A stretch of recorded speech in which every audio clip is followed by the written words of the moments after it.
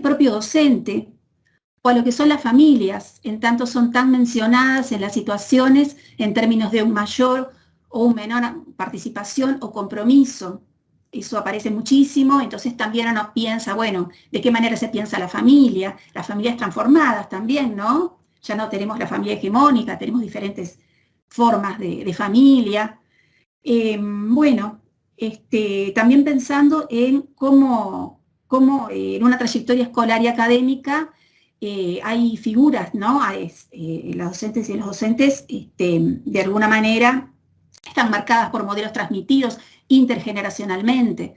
Entonces, ¿cuántos de estos modelos no determinarán de algún modo u otro la forma de significar las situaciones que se presentan? ¿Verdad? Y también vinculado a las expectativas. ¿Qué expectativas con respecto a los alumnos? ¿Qué expectativas respecto al propio rol? También en términos de ideal, ¿por qué no pensar en términos de ideal? Que siempre se hace toda persona que ejerce, bueno, una función, un ideal también de cómo sería la mejor manera de hacerlo. Y cuando hablamos de ideal, hablamos también de lo social, porque los ideales se nutren de lo social. Bueno, estas y otras situaciones también que de alguna manera ponen en el foco de la atención a las y los docentes, cuando, por ejemplo, situaciones que se presentan en la realidad de las escuelas y trascienden los muros escolares y cobran esta dimensión de acontecimiento que llega a través de las redes o que llega a través de la prensa y de alguna manera lleva a, bueno, la situación está a nivel público y todo el mundo opina. Entonces, ¿cuál será hoy por hoy la legitimidad del docente, ¿no? ¿Cuáles serán las bases de la legitimidad? Y fundamentalmente me interesaba preguntarme cuáles son las vivencias, cuáles son los significados o cuáles son las vivencias de las y los docentes con relación a esta legitimidad por parte respecto al rol de parte de la sociedad. Bueno, todo eso a mí me lleva al interés de investigar sobre la temática, pero investigarla teniendo en cuenta que son situaciones que son fuentes de malestar, hay malestar en todas estas situaciones, y pensando en la autoridad en su dimensión de problema actual. Entonces ahí surge el interés de pensarlo, a la autoridad pensarla como hecho social, como fenómeno social. Y como todo fenómeno social se requiere de una mirada compleja, tomando el concepto de pensamiento complejo de Edgar Morin, donde se tiene que tener en cuenta la multidimensionalidad justamente de los fenómenos y también la interdisciplina. También la perspectiva histórica, porque es importante el conocer lo que pasa hoy, es decir, el eje longitudinal del aquí y ahora, pero en función de lo sociohistórico, que es lo que da sentido a lo que hoy sucede. Lo que hoy sucede tiene que ver con toda una historia que va otorgando sentidos, ¿verdad? Entonces, en esa confluencia y también en la confluencia del factor psicológico. Como que también la idea es pensar en lo psicológico en el sentido de cómo se articula lo social y lo psíquico. Y nosotros, bueno, justamente lo que somos tiene que ver con una historia que nos conforma y nos moldea. Bueno, con esa introducción, digamos, voy a ir ahora a compartir pantalla.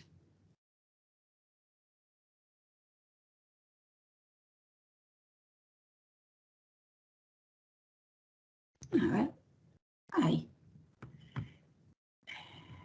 Bueno.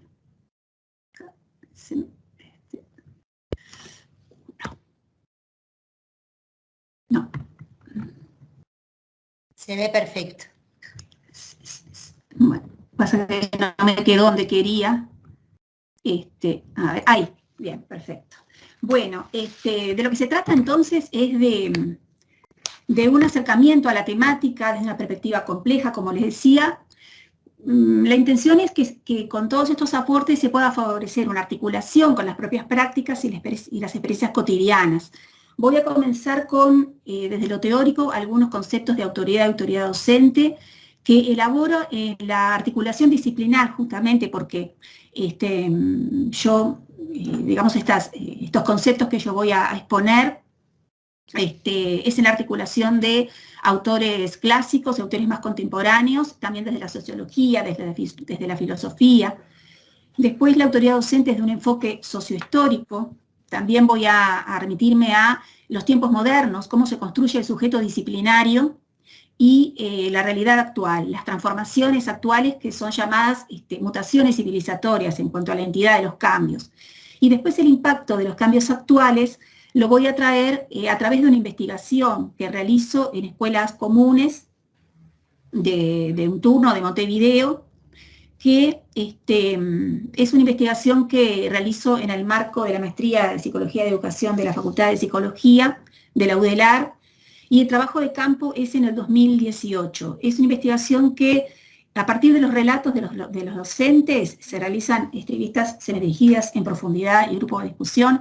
A partir de los relatos es que, analizando estos relatos, es que surgen todo lo que voy a presentar algo de los hallazgos también al final para que vean lo que les digo como el impacto de los cambios actuales. Se ve claramente este impacto. Acá. Ahí. Bueno, como les decía, esto es un concepto que yo hago a partir del aporte de varios autores, como los que menciono acá abajo, ¿no? Arendt, Weber, Kojev. Autoridad sería la posibilidad que alguien tiene de incidir en otro para que este último actúe de determinada manera sobre la base de una legitimidad reconocida por ambos y a la que se responde con obediencia sin que medie coacción o persuasión. La relación entre autoridad y poder estaría dada en la legitimidad. No obstante, un poder puede no ser legítimo. En tal caso, este no comportaría autoridad. La autoridad excluye el uso de la fuerza, por lo que la presencia de esta última denota su falta. Acá lo que se plantea es que la autoridad actúa sobre sujetos libres, libres de decidir si obedecen o no obedecen. Es decir, que si se actúa por coacción, acá, discúlpenme que voy a poner acá para verlos porque... Ahí. Lo que plantea Kojev, por ejemplo, que un poder que no se basa en la coacción necesariamente se basa en la autoridad. Eso es lo que diferencia de autoritarismo, es decir, poder siempre hay en la autoridad. Pero el autoritarismo en sí mismo es una falta de autoridad. Después lo que plantea Kojev también es que tiene que haber una razón de ser para su existencia y que es presible, es decir, de no seguir sosteniéndose esa razón de ser, desaparece lo que es la autoridad, ¿verdad? Un mínimo de voluntad de obediencia siempre tiene que haber, nunca se impone, y si una persona tiene que cambiar el comportamiento para ser obedecido, ya sea desde compromiso, la argumentación o el consenso, estaría frente a una falta de autoridad.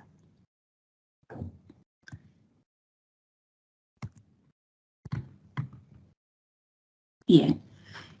Una de las dimensiones de autoridad es el respeto, que investiga, trabaja mucho Sennett sobre este aspecto, que se diferencia de estatus, prestigio, dignidad, deriva de situaciones de igualdad, reciprocidad, respeto mutuo. Respetar a alguien es considerarlo como un ser humano que forma parte de un mundo común. La falta de respeto conlleva invisibilización y no consideración. Él plantea que en las sociedades modernas la desigualdad social comporta mayor fragilidad en el sujeto, en el respeto de sujetos hacia sí mismos y conlleva simetría. Y la vinculación entre respeto y reconocimiento sería que a quien se le falta el respeto tampoco se lo reconoce como ser humano integral. Acá aporto que, alguien que investiga mucho sobre el reconocimiento es Hone, para comprender las injusticias y las luchas sociales. Bien. Bueno, acá, respecto a autoridad docente, vieron que destaco algunas de las palabras que me parecen como muy significativas para desarrollar un poco después y hacer algún pienso vinculado a ellas respecto al concepto de autoridad, que es justamente la articulación de varios autores que menciono aquí. La autoridad docente podría definirse por su función de transmitir o reproducir desde la acción educativa en una asimetría de roles y en el vínculo docente-alumno, una ideología legitimada socialmente y sus significados culturales, una cultura hegemónica. Perpetúa el orden social y legitima la cultura, por lo que supone violencia simbólica.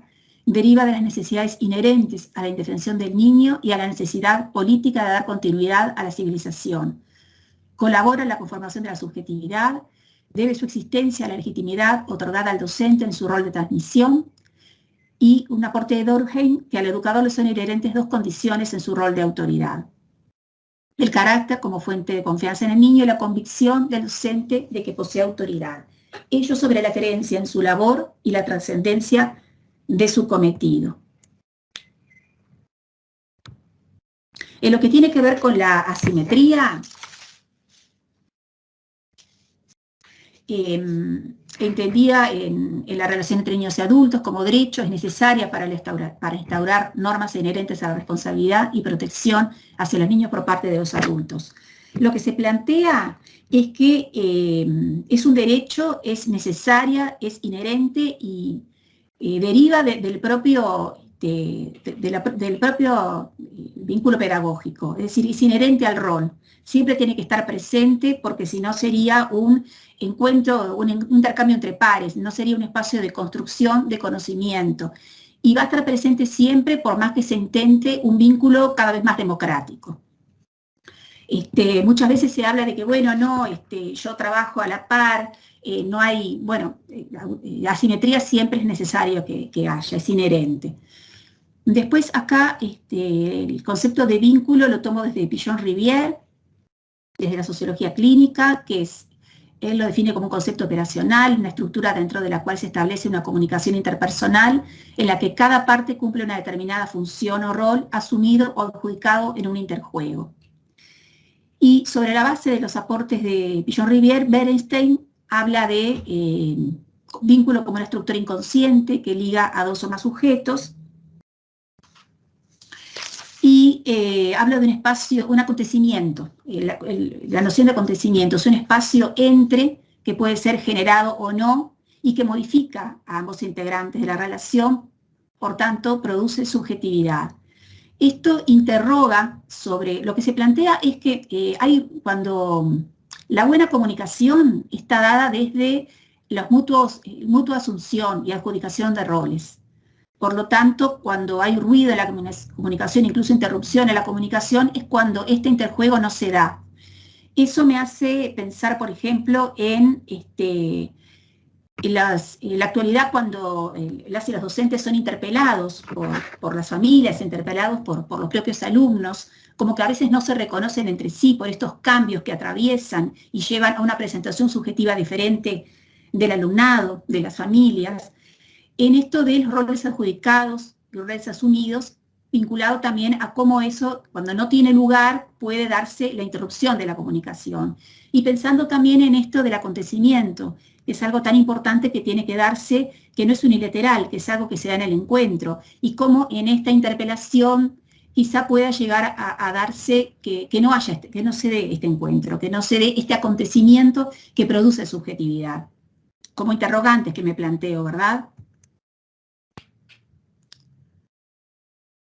En cuanto a la violencia simbólica, que es definida por Bourdieu y Passerón, la autoridad pedagógica está vinculada a la inculcación de la ideología y cultura hegemónica desde la acción escolar, por lo que se perpetúa el orden social y se legitima la cultura y sus relaciones de poder.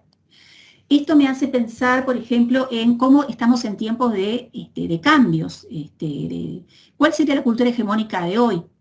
Hay nuevos paradigmas, como por ejemplo paradigmas de género, paradigmas de inclusión, cómo se piensa en general la cultura hegemónica en la actualidad cuando en realidad estamos viviendo tiempos de enormes cambios. Y pensaba también en esto de, bueno, inculcar la ideología, la cultura hegemónica, pensaba en los procesos de aumento de la brecha social y cultural, también que a veces como no hay un encuentro, no hay discursos comunes, tan comunes como la modernidad en la actualidad entre las familias y la escuela, cómo eso puede generar también como una cierta violencia simbólica.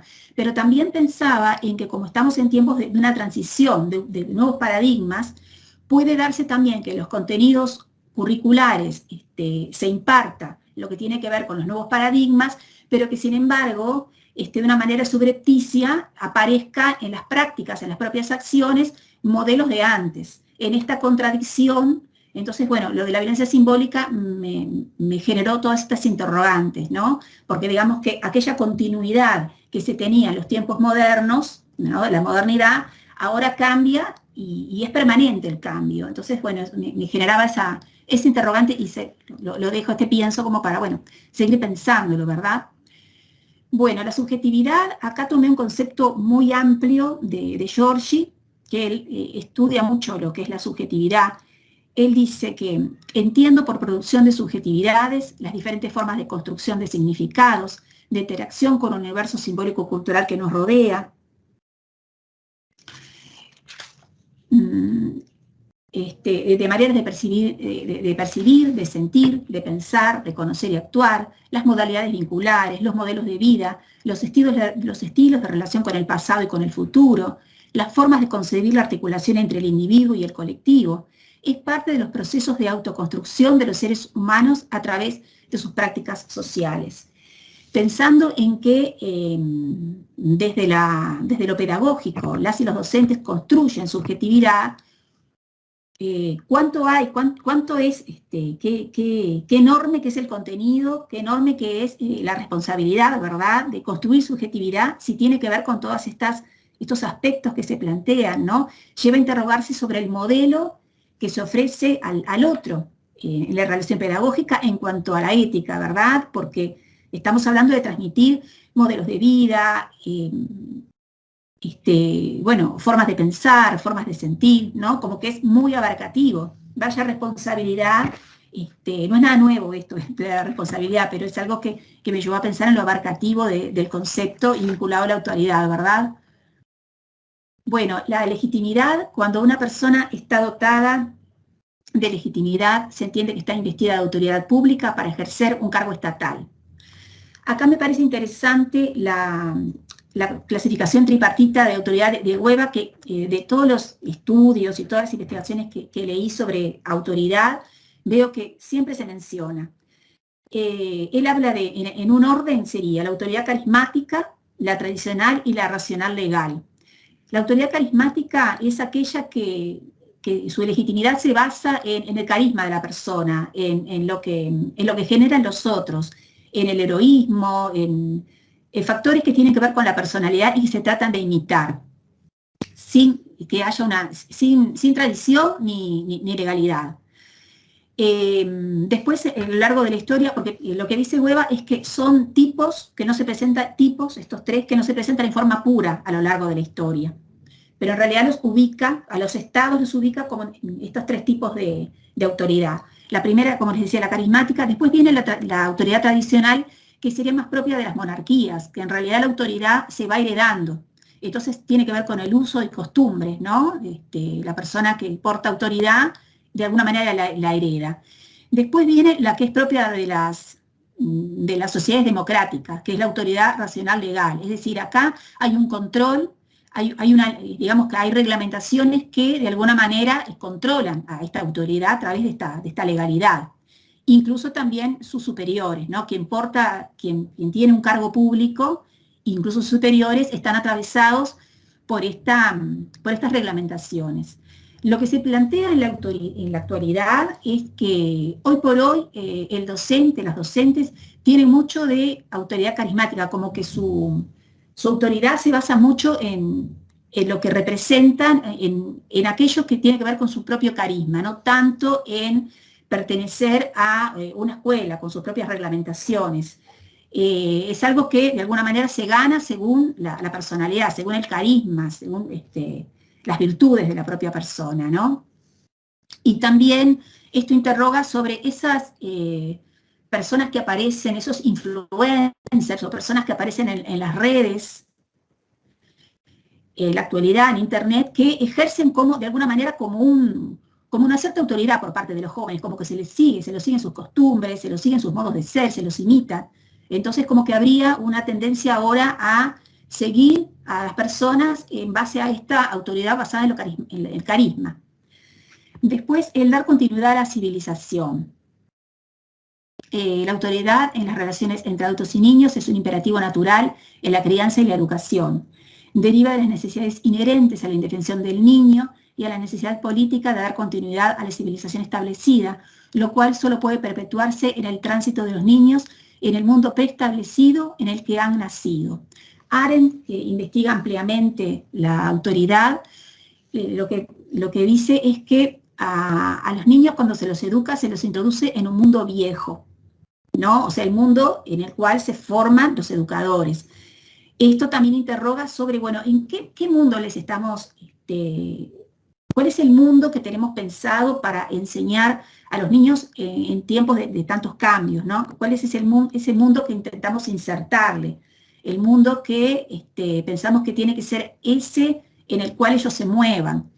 Y pensando también, articulo con los 3 tipos de cultura que menciona Margaret Mead, que es la cultura posfigurativa, es aquella en la cual los niños aprenden del adulto; la cultura configurativa, que es aquella en la cual se aprende mutuamente, que bueno, que eso, las pedagogías actuales utilizan, por supuesto, mucho esto de basarse en los aprendizajes que el niño trae. Y después la cultura prefigurativa, que es aquella en la cual los adultos aprenden de las generaciones siguientes, aprenden de los niños, de los jóvenes. Como con este manejo que tienen los niños y los jóvenes de Internet, muchas veces nos encontramos con esto, con que se aprende de ellos. Y eso interroga también en esto de las bases de la autoridad, en estos conceptos.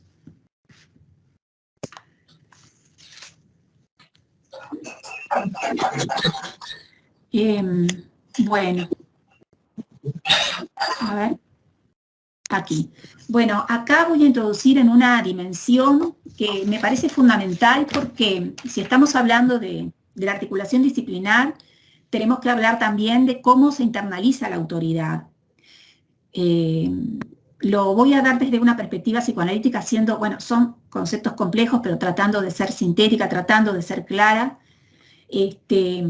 Yo entiendo que esto, o supongo que esto no es tan nuevo para ustedes, porque en la propia formación docente se trabaja lo que es, ¿verdad?, el complejo de Edipo, pero es una manera de dar cuenta de cómo se internaliza la autoridad.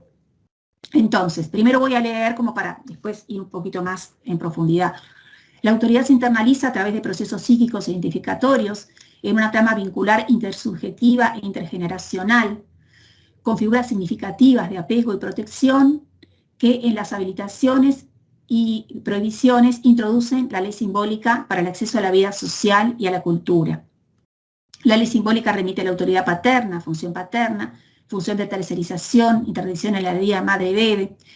Es decir, en los primeros tiempos de vida se da un vínculo simbiótico narcisista entre madre y bebé, en el que se bastan uno al otro.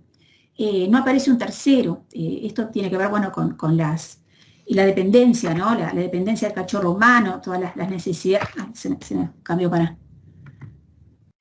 la dependencia extrema, ¿no? Todos los cuidados que prodiga la madre en los primeros tiempos, ¿no? El alimento, el calor.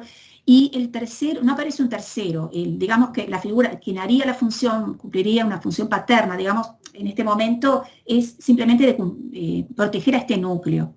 Pero con el tiempo se tiene que dar una tercerización, una interdicción en esta díada madre-hijo, que tiene que ver justamente con el desarrollo, con la salud, ¿no? Se habla de castración simbólica acá, ¿no? Porque tiene que ver con introducir al ser humano en un universo simbólico que lo precede, es decir, se lo introduce con esta interdicción que tiene que ver con la ley de prohibición del incesto, tiene que ver con el tabú del incesto, tiene que ver con una salida de la endogamia a la exogamia. Se introduce al sujeto en el mundo de lo social y de la cultura, con los propios códigos, con los códigos de cada sociedad. Entonces se da una serie de procesos identificatorios, que la identificación sería tomar aspectos de otro para la propia identidad, y en estos estadios diversos del complejo de Edipo, de lo que se trata justamente es que lo que como ideales se transmite en el marco de estas vicisitudes tiene que ver con lo social, es decir, lo que las familias, de alguna manera, los padres transmiten al niño, tienen la impronta de lo social, es decir, estos ideales transmitidos tienen esa impronta. Entonces, de las 3 instancias psíquicas que plantea Freud, yo, ello y superyo, el superyo sería el heredero del complejo de Edipo, en el sentido de que es la instancia donde se interiorizan estas exigencias y prohibiciones parentales. Es la instancia justamente de la autoobservación desde la conciencia moral, la formación de ideales, representa los principios morales y éticos de la cultura. es inherente a la conformación del sujeto, entonces la autoridad y base de la sociedad. Esto lo traigo porque, bueno, tiene que ver con esta articulación entre lo social y lo psíquico, y porque en la actualidad se habla, siempre desde el psicoanálisis, de un debilitamiento o declive de la autoridad paterna como referente simbólico. Se plantea que estaría vinculada al debilitamiento institucional y a las nuevas producciones subjetivas. Se entiende en el anudamiento de lo social y de lo psíquico. Esto es a lo que llego yo, pero en realidad cuando se habla del debilitamiento o declive, se habla de la presencia en la actualidad de personalidades más libres, ya no una represión sexual, de violencia social, de personalidades más psicopáticas, incluso de una cierta no interdicción de la ley de prohibición del incesto en situaciones de abuso, ¿no?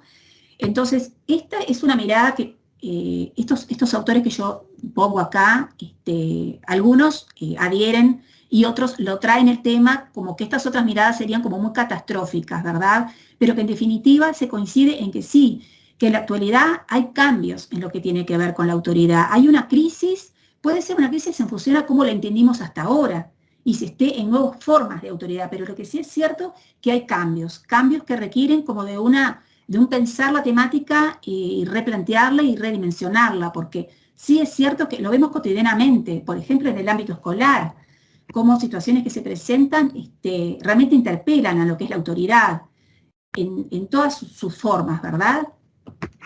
Entonces, bueno, quise traer la dimensión de lo psicológico porque es lo que nos conforma, tiene que ver con lo sociopsíquico, con la articulación entre lo social y lo psíquico. Bien, bueno, acá ya estoy llegando a lo que es, digamos, el aspecto de lo sociohistórico, ¿no? Entonces, lo que me interesa acá es hablar de cómo se construye el sujeto disciplinario. Y para llegar a la actualidad, ya no estaríamos hablando de sujetos disciplinarios, estaríamos hablando de otro modo de presentación subjetiva de las personas, ¿no? Y cómo eso tiene que ver con lo económico, con un montón de atravesamientos. Bueno,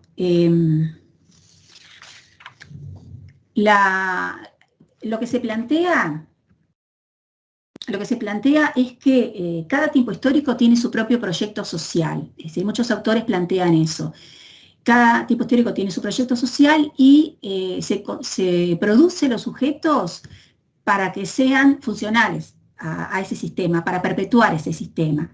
Entonces, básicamente la modernidad sería un concepto sociológico y filosófico que define los modos de vida y costumbres de la edad moderna en Europa con posterioridad al Renacimiento. En su marco tiene lugar el crecimiento de la industrialización, el aumento del capital y de la burguesía, asociados a la revolución industrial. Con la apertura al mercado caduca la producción feudal y se instala el capitalismo. Esto modifica el orden social. El proyecto social de la modernidad tiene que ver con un nuevo orden social, cuyas ideas están basadas en la ilustración y el iluminismo, libertad, igualdad, razón y ciencia, persigue el ideal democrático de la autonomía humana desde la igualdad, la superación y el progreso.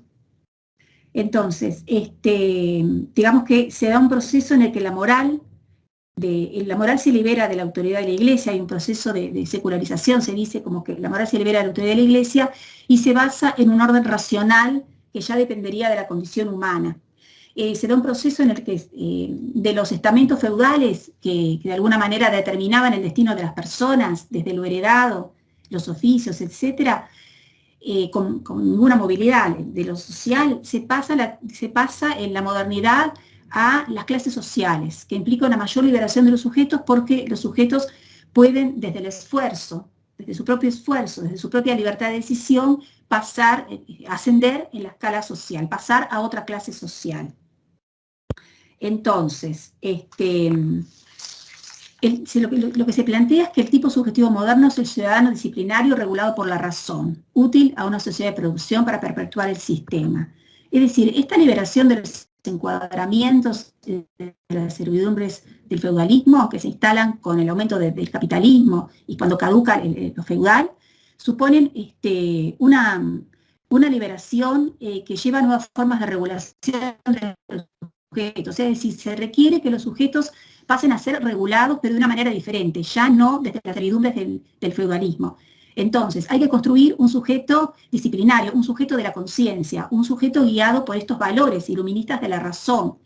Entonces, quienes se encargan de esto, se encargan por transferencia estatal, es decir, el Estado-Nación, principal regulador de la economía, delega a las instituciones familia y escuela la producción de ciudadanos disciplinarios a través de dispositivos, ¿no? Los dispositivos, en la familia, por ejemplo, se produce la matriz del ciudadano por delegación estatal a través de la disciplina, allí se inscriben las primeras marcas de la estancia de la ley, a través de lo que tiene que ser con la autoridad paterna, a través de los hábitos, de las costumbres, de todo el sistema rígido, ¿no? Con horarios.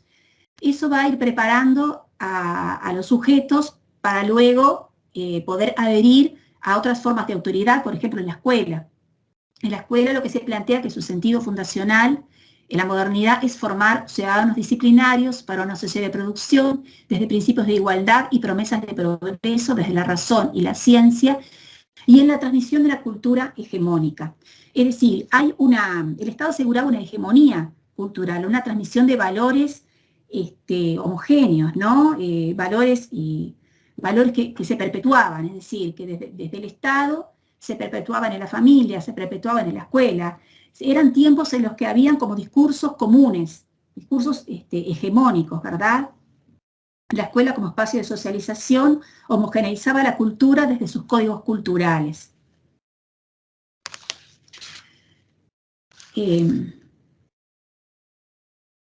Bueno, la organización también de las escuelas, ese sistema rígido, ¿no? Ese sistema como de premios y de alguna manera también ciertos castigos también.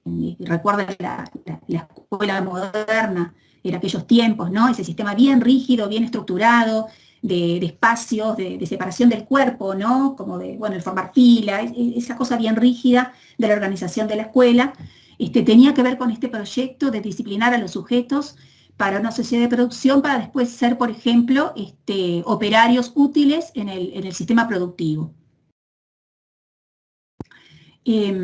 Tomando la perspectiva de Michel Foucault, él lo que plantea es que las sociedades modernas funcionan como sociedades de control panóptico. Él toma el concepto de panóptico, lo toma prestado del modelo de las cárceles del siglo XVIII de Jeremy Bentham, que desde una cúpula central se tenía acceso a controlar y vigilar a todos, mientras que los que eran vigilados no sabían que lo estaban siendo, ¿no? Entonces, él lo que plantea desde una perspectiva bastante radical, pero muy útil para entender, es que surgen los espacios de encierro, ¿no? Surgen los espacios de encierro que tiene que ver con, lugares que de alguna manera excluían cuando no se estaba dentro de una cierta normalidad, ¿no? Él habla que ubica en el siglo XVII esto que les decía del disciplinamiento, como el poder centrado más que nada en la anatomopolítica del cuerpo humano, el cuerpo como máquina. Él decía el control de los cuerpos regulados en sus fuerzas desde el disciplinamiento para hacerlos dóciles y funcionales al sistema, cuerpos útiles, decía Foucault. Después él habla, más hacia mediados del siglo XVIII, de otro tipo de poder, un poder más centrado en el cuerpo especie, más vinculado a los procesos biológicos. Él habla de una biopolítica de la población, de un biopoder. Surge acá el concepto de población, entonces surgen dispositivos, por ejemplo, lo que tiene que ver con el control de la natalidad, los pronósticos de vida, todos los discursos higienistas, todo lo que tiene que ver con los cuadros de distribución de riqueza o pobreza. Es lo que plantea que esa es una forma de controlar a los sujetos también.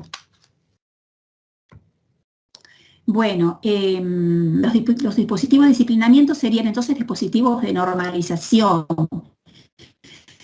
Lo que plantea entonces que es un afán de basarse en una normalidad, ¿sí? Hay conceptos que son considerados normales y hay una clasificación binaria, de aquel que entra dentro de la normalidad y aquel que no. Está esa división binaria de loco no loco, peligroso inofensivo, normal anormal. Proliferan lugares de encierro, como conventos, asilos, fábricas, hospitales psiquiátricos, prisiones, cuarteles. Y el funcionamiento es desde la recompensa, ¿no? Recompensa, castigo y exclusión a quien se aparta de la norma. Entonces todo esto nos hace pensar en, bueno, porque acá también en realidad él plantea que se enmarca lo que tiene que ver con algo tan naturalizado que tenemos, las clasificaciones de los cuadros psiquiátricos, ¿no? Los manuales de psiquiatría. Esto tiene que ver también con esto de la normalización, de poder tener en categorías claras quiénes entrarían dentro de la normalidad, quiénes no, incluso también las mediciones la medición de la inteligencia. La medición de la inteligencia entraría dentro de una lógica moderna clasificatoria. Entonces, bueno, si pensamos en la actualidad, vemos como esto en la actualidad se está abriendo. Como se está abriendo, por ejemplo, si pensamos, por ejemplo, en el género, ¿no? En la modernidad, lo normal era la heterosexualidad. En la actualidad se está dando una apertura en la que ya no se habla de que la homosexualidad no es normal. Entonces hay un cambio, se va abriendo esta lógica binaria a otras cuestiones. Por ejemplo, en la educación inclusiva, antes las escuelas eran solamente para los que aprendían. Hoy por hoy es, bueno, todos tienen que aprender a su manera, pero todos tienen que aprender, y la escuela es para todos. Entonces, lo que quiero traer acá es cómo todavía permanecen estas lógicas tan naturalizadas, como si fuera algo que tiene que ser así, cuando en realidad vemos que hay un proceso de crítica, un proceso de cambio, nuevas demandas sociales, y eso configura justamente que se instalen nuevas políticas, ¿no? Nuevas políticas educativas. Y bueno, estamos en un periodo de transición, todavía cuesta esto de la escuela inclusiva, pero tiene que ver con estas lógicas que se traen desde la modernidad. Dentro de unos años seguramente todo esto suene como más raro, pero todavía tenemos esto de que las escuelas no están todos los niños, pero se va hacia esos nuevos paradigmas. Bueno, después me pareció interesante poder también hablar del concepto de institución, teniendo en cuenta la institución como el todo social, ¿no? Un concepto abarcativo desde Castoriadis que ya no es desde la organización, sino es algo que abarca al todo social, porque infancia, adulto, docente, escuela serían instituciones. Bueno, lo que se plantea es que, bueno, Castoriadis plantea que más allá de la dimensión biológica, el ser niño es una institución transhistórica a la que la sociedad otorga un estatuto y es a la vez histórica por cuanto cambia su significado en cada sociedad, ¿no? Entonces tenemos, por ejemplo, los estudios que hace Aries en cuanto a que para él la infancia es una construcción moderna del siglo XVII, por cuanto anteriormente él hace una investigación en base a los cuadros de la época, donde ve que en realidad los niños eran como adultos en miniatura, que no había una diferenciación en los juegos, en las actividades, era a la par del adulto. Y a partir del siglo XVII, en el marco del Estado burgués, hay un mayor control del ambiente de los niños y ahí surge el pediatra, el pedagogo, el alumno y las instituciones especializadas. Es decir, que se empieza a focalizar en la mirada al niño en sus necesidades, ¿no? Bueno, surge a partir del siglo XX discursos educativos, higiénicos, médicos, políticos, jurídicos, ¿no? Hasta llegar a la noción jurídica de derechos del niño, pero esta es toda una construcción que no es bastante nueva. Es decir, si vemos que está hablando del siglo XVII, anteriormente, por lo que traen estos estudios, no habría como una focalización en las necesidades específicas de la infancia. Estamos hablando de algo bastante nuevo, si vamos a la historia en general, ¿verdad? Bueno, eso me lleva a pensar en qué concepto de infancia tenemos hoy, ¿no? Pensando en la actualidad, en estos cambios tan grandes que estamos atravesando. Tenemos que, partiendo de un trato adulto, en la modernidad se llega a la perspectiva de derechos. Y bueno, y en la actualidad muchas veces se escucha hablar de una enorme centralidad en el niño, ¿no? Como que esto que empieza a visualizarse se da como en demasía en cuanto a, se habla de Su Majestad el Bebé, ¿no? Su Majestad el Bebé es una figura que da cuenta de la centralidad del niño. Pero sin embargo, eso a su vez coexiste con el niño vulnerado en sus derechos, con una invisibilización de sus necesidades en muchos casos y hasta de un trato del cuerpo del niño como un adulto, ¿no? Si vamos a situaciones de abuso, todo eso como coexistiendo. Por eso me parece interesante pensar, bueno, ¿cuál es el concepto de niño que tenemos en la actualidad, ¿verdad? Si estamos hablando de que se fueron dando distintas miradas a lo largo de la historia. Estaba pensando, bueno, que el castigo físico en la modernidad, en lo escolar era algo que estaba totalmente instituido, ¿no? En esto de la letra con sangre entra. Entonces no se llevaba preso, no se llamaba un juez cuando un docente lo hacía. Era algo que era para inculcar esa ley, esa razón. Estábamos hablando de la modernidad como tiempo en el que se busca sujetos racionales. Entonces se trataba de inculcar la norma a través del castigo, ¿verdad? Entonces, bueno, me preguntaba, ¿el castigo físico del niño de ahora tendrá que ver con algo vinculado a inculcar una norma o tendrá que ver en la actualidad con una falta de norma, con una falta de instauración de una ley, ¿no? No creo que siga siendo el castigo al niño hoy todavía esa figura de inculcar la norma como en los tiempos modernos, ¿no? Pero sin embargo asistimos a muchísimas situaciones que vemos en lo cotidiano, ¿no? En las propias escuelas, cómo nos llegan estas situaciones en las que intervenimos, ¿no? Que tiene que haber la interdicción, tiene que aparecer un juez como para poner límite, coto a esto, ¿no? Tanto cambia la infancia en sus formas de presentación que los autores Corea y Leucovitz, desde una postura, bueno, bastante radical, hablan de que la infancia acabó, ¿no? Supongo que habla de lo que es la infancia moderna, ¿no? Como la destitución de la infancia en la actualidad, lo cual nos interroga muchísimo, bueno, ¿qué es la infancia hoy, verdad?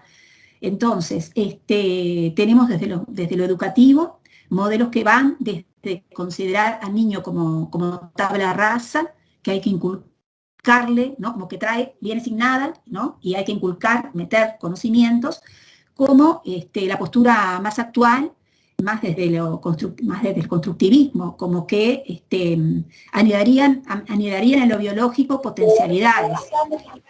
Perdón. ¿Se me escucha? Bien. Que anidarían en lo biológico, que anidarían en lo biológico potencialidades que desde la educación hay que estimular para el despliegue, para su desarrollo, ¿verdad? Si pensamos en la pedagogía constructivista, hoy estaría esa figura, pero sin embargo, eso mismo, hoy hay personas que de alguna manera lo ponen en cuestión, hay una crítica a este modelo, o sea que lo que vamos viendo es que lo que hoy nos parece que es, bueno, esta es la verdad, en un futuro puede llegar a ser otra la mirada, ¿no? Entonces me interesaba dar esta dimensión del niño. Bien. Bueno, hay algo también de la modernidad que me faltó decir, pero que me parece que es un aporte importante para estos piensos, ¿no? De lo que es la autoridad, que voy a decir ahora porque se enmarca en lo moderno, ¿no? Bauman habla de las instituciones modernas como instituciones sólidas, instituciones que daban sostén a los sujetos desde la continuidad de sus discursos. Después, Dubet habla de un programa institucional en la modernidad, que me parece que es un punto interesante, porque él habla en la modernidad hubo un trabajo sobre los otros, un modo de socialización, de entrega a los otros, desde los actores de la salud y de la educación, desde un rol asignado que es en la época considerado como vocacional, como de entrega incondicional desde estos roles. Eso es lo que lleva, por ejemplo, a Folari a hablar de las figuras de docente abnegado en la modernidad, de maestro mártir como figuras asociadas al sacerdocio, ¿no? Que reflejarían el imaginario social de la época moderna. Esto lo traigo porque, como vamos a ver más adelante, surge el tema de lo vocacional en la investigación también que traigo, ¿no? Eso de qué es vocacional, qué no es vocacional. Bueno, llegamos a lo que es la hipermodernidad. La hipermodernidad es el término por el cual, el término que elijo para hablar de lo que es la realidad actual. la nueva contextualidad, que lo tomo de Lipovetsky. Es un tiempo histórico, el actual, que es dado en llamar, bueno, dando cuenta de todas estas transformaciones, se habla de tiempos líquidos, desde Bauman, Sociedad de Tiempos Líquidos, Sociedad de la Transparencia, desde Hahn, Sociedad del Rendimiento, nuevas sociedades de control, modernidad reflexiva, segunda modernidad, sociedad del riesgo, sobremodernidad, es decir, se nombra de diferentes maneras. Entonces, la hipermodernidad comienza con la globalización y el neoliberalismo, con la instalación del mercado creciente, el consumo exacerbado, el desarrollo tecnológico, en fin, configura, y las comunicaciones masivas, ¿verdad? Son transformaciones que se entienden como una mutación civilizatoria por el hecho de que producen nuevas formas de ser, estar y vincularse en el mundo, que nos interpela permanentemente, porque los cambios se van dando en lo sucesivo. Se dice que el tipo subjetivo hipermoderno sería el sujeto consumista. Bueno, los marcos institucionales sólidos se diluyen. El Estado-Nación, con toda esta apertura del mercado, en esa función reguladora de las instituciones, el Estado se diluye, y se debilita, perdón. Y también se debilitan las instituciones que otorgaban como sostén a los sujetos desde discursos comunes. Se dice que en la actualidad los sujetos están más regulados por las lógicas del consumo, por las lógicas del mercado. El control y la vigilancia estaría dada de los artefactos informáticos. Se dice que, bueno, esta liberación todo esto da lugar como una apertura a aquel disciplinamiento como de las, digamos, hay una apertura de aquellos marcos institucionales sólidos, de aquel disciplinamiento. Entonces los sujetos quedan como más libres, ¿no? Tienen lugar culturas, formas de ser más hedonistas, más narcisistas, más psicologistas, de búsqueda de la realización personal, de respeto a la singularidad. Se habla de búsqueda de lo superficial y de lo espectacular. Digamos que tiene lugar, tomando el concepto de Bauman de solidez, tiene lugar acá como una fluidez. Bauman habla de sociedades líquidas, donde todo se va diluyendo. Esos marcos institucionales se van diluyendo y los sujetos quedan más como a su libre albedrío. Entonces, digamos que hay como una, Hahn habla de una sociedad de la transparencia, donde toda esta cultura vinculada al consumo y vinculada a la tecnología da lugar a la sociedad de la transparencia, donde todo es expuesto, todo se expone. Para Hahn es el filósofo surcoreano, Byung-Chul Han. Él lo que plantea es que, bueno, esta cuestión de la vida favorecida por la tecnología y el consumo tiene que ver con un ciberpoder. Hoy por hoy los sujetos estamos gobernados por este ciberpoder. Es una forma distinta del panóptico de la modernidad. Él lo que dice es que todo lo expuesto, la forma que todo se expone en esta sociedad de transparencia, sería la consumación del capitalismo, en el entendido de que lo expuesto adquiere valor de mercancía. Él habla de la sociedad del rendimiento, que las personas están compelidas a rendir permanentemente, pero la vivencia subjetiva es la de libertad, la de yo hago todo esto porque así me siento realizado, así crezco, pero que en realidad es como que el sujeto está compelido a actuar permanentemente. Sería una sustitución del deber ser moderno al poder hacer hipermoderno, que lleva a, lo vemos estos imperativos incluso en las propagandas, en eso de hay que estar contento, hay que estar feliz permanentemente, hay que pasear, hay que cuidarse el cuerpo, hay que hacer gimnasia, hay que hacer múltiples cosas para sentirse realizado. Lo que Hahn plantea es que, bueno, también en lo laboral, ¿no? En esto de estar permanentemente trabajando. Con la tecnología, por ejemplo, ya no tenemos horarios, ya no están las 8 horas, ya es como permanentemente dando cuentas, respondiendo. Son todos modos que, bueno, Hahn plantea como una autoexplotación del propio sujeto y que de alguna manera esto lleva a que siga el consumo, que hace alianza con las lógicas del consumo. En la medida que nos movemos permanentemente estamos consumiendo más. Son los tiempos también de la inmediatez, del cambio permanente, del uso y tiro de los objetos. Todo esto obviamente en alianza con el consumo, ¿no? Entonces el vínculo con los objetos es completamente otro. Bueno, hay un cambio también de la dimensión del tiempo, una dimensión del tiempo y del espacio promovida por estas tecnologías. Han lo que trae es que un tiempo que va de lo que es un tiempo pausado, con pausas y ritmos, a un tiempo disincrónico vinculado a todos estímulos que nos llegan permanentemente de todos lados y que para él eso tiene una afectación en lo que es la atención, en la concentración, porque impide, digamos, la pausa reflexiva. Pensemos en la infancia, porque bueno, nosotros venimos, los adultos, con otras estructuras, pero las niñas y los niños se forman en esto de estar permanentemente en las pantallas, y no es que haya, digamos, estuve leyendo esto de que, bueno, si todo esto de alguna manera afecta lo que es la atención, tiene que ver con los cuadros de hiperactividad, y no aparece claramente esto, pero lo que es cierto es que hay una dimensión, un cambio de la dimensión subjetiva del tiempo. Estamos hablando de las pantallas, ofrecen como espacios donde no hay paredes, son espacios y las múltiples pantallas, y de alguna manera esto incide también en los modos de ser, en la manera de ubicarse cuando uno se concentra. Bueno, lo que se plantea es que al perderse esta solidez que otorgaban las instituciones sólidas, los sujetos se vuelven más vulnerables.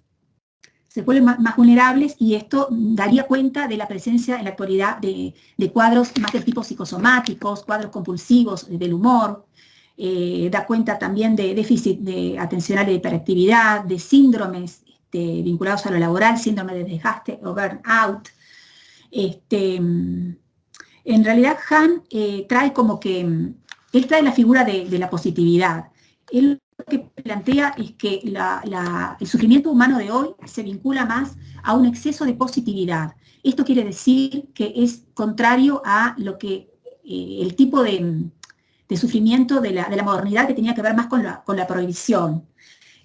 Pienso, por ejemplo, en lo que tiene que ver con las histerias, ¿no? Las típicas histerias de los tiempos modernos, que estaba vinculado a algo que tenía que ver con la prohibición, porque tenía que ver con la represión sexual. O sea, una falla en la represión sexual daba lugar a los síntomas histéricos.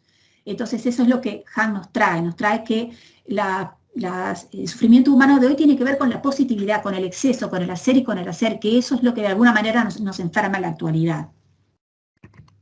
Después también es un tiempo de riesgos, de más riesgos, porque al ser todo más imprevisible, estamos atravesados por un montón de riesgos nuevos. Beck trae que estamos viviendo una sociedad del riesgo. La tecnología, el consumo, están vinculados también a la contaminación ambiental, a riesgos que tienen que ver con eso, pero también riesgos que tienen que ver con las pérdidas del empleo.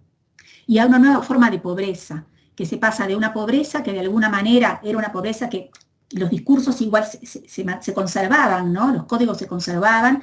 Ahora se llega al punto más extremo de la pobreza, que es la exclusión social, que deja realmente a los sujetos por fuera de lo que es lo social, totalmente excluidos. Entonces, bueno, la sociedad del riesgo tiene que ver con estas cuestiones también.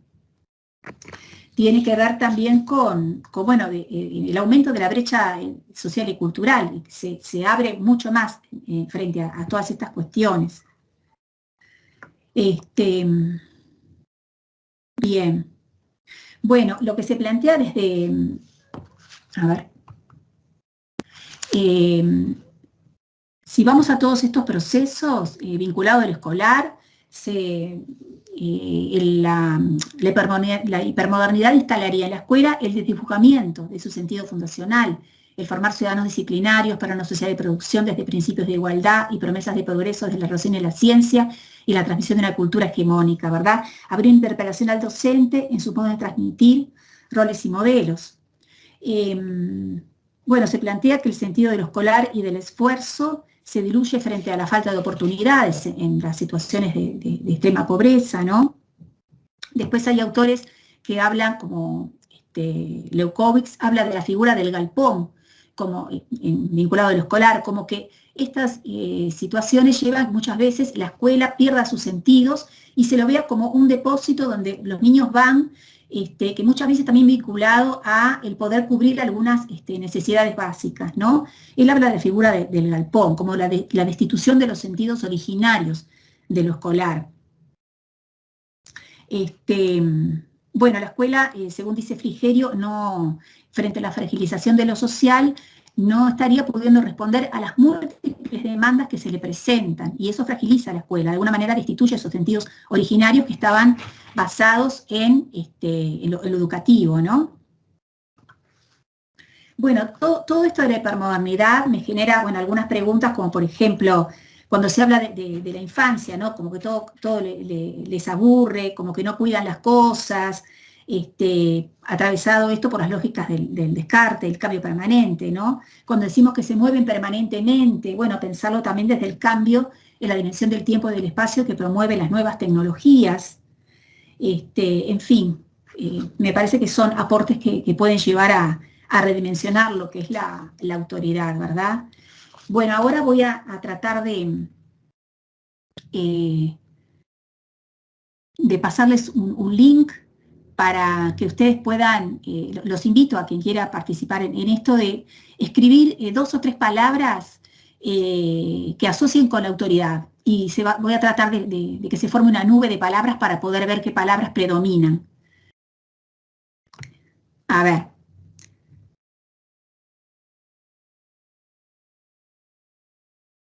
¿Me escuchan bien? ¿Me escuchan? Sí, Mariela, perfecto. Sí, Mariela. Me quedó la duda. Te escuchamos, sí. Sí, se escucha. Bien, a ver acá. Va a aparecer en el chat lo que Mariela va a poner, va a aparecer en el chat. A ver, discúlpenme con esto que estoy tratando de... A ver. A ver. El Frente Amplio decidió interpelar al ministro del Interior por este caso. Ahí, a ver, espérenme, sí, discúlpenme un segundito, voy a pasar esto. Ahí. Ahí. Si entran acá a Mentimeter, les van a aparecer algunas, 3 espacios para escribir 3 o si quieren 2 palabras para que después se forme la nube de palabras. A ver. Mariela, perdón, el link donde se encuentra, Mariela. Ahí, lo pasé recién. Lo pasé perfecto, recién. Perfecto, gracias. Ahora voy a preparar acá para que me sea posible. Yo les voy a dar un ratito, ¿me oyen? Para completar.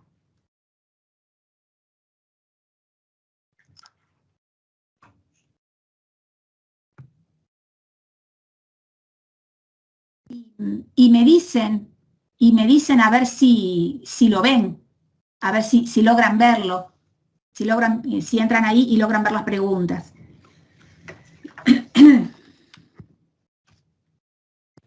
Yo intento abrirlo, pero no puedo abrir. Ah. Sí, no deja abrirlo. ¿No? No deja. Sale validando, pero no deja escribir. Eso, dice validando. No, pero no deja abrirlo tampoco. Me va Perdón. Tienen que a mí me dejó entrar. Botón derecho dice copiar vínculo o abrir vínculo. Le ponemos abrir y ahí te lleva a la página. Hay como un corazoncito que hay que apretarlo y ahí te permite, te salen las 3 palabras para que los 3 espacios para escribir. Abrir enlace en una pestaña nueva. Se puede, yo pude hacerlo, así que hay que tocar allí en el link donde está el corazón y se abren las preguntas con las 3 posibilidades de respuesta. Hay que escribirlas y enviarlas.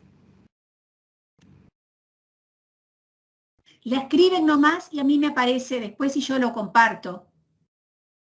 Claro, es con el clic derecho, hay que hacer con el clic derecho en el enlace.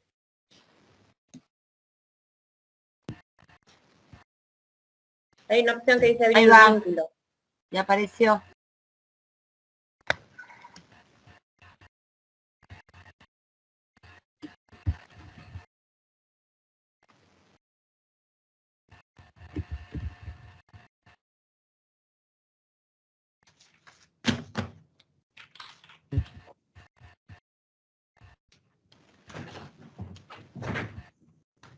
Te pido que te lleves a Dolby.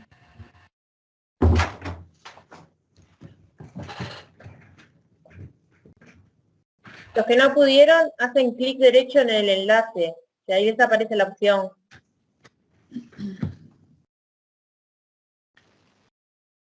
Ahí va, ahora sí. ¿Sabes que hago clic derecho en el enlace y me pone copiar o abrir vínculo y no me deja? Abrir vínculo. No. Yo minimicé la pantalla, copié el enlace y lo pegué en Google y ahí me lo Dale. Genial, También. gracias. Abrir en una ventana nueva. Abrir en un enlace en una pestaña nueva y se te abre la pantalla. Ahí también pueden hacer la copia en el enlace también.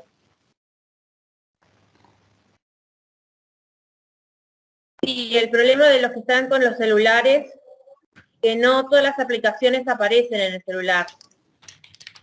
Hay gente que me estaba diciendo del celular, no aparecen todas las aplicaciones en el celular, por eso es una de las cosas que tenemos con Teams. Sí, yo no pude porque estoy con el celular, pero bueno. Yo estoy con el celular y no tuve problemas, lo pude hacer.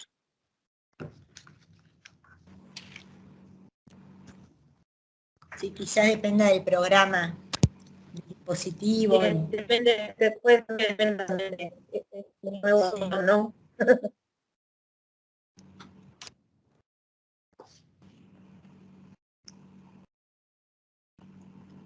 Bueno.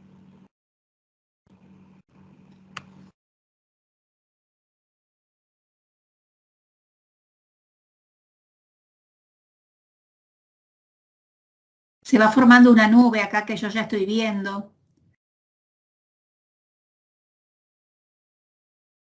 Y en un ratito les comparto.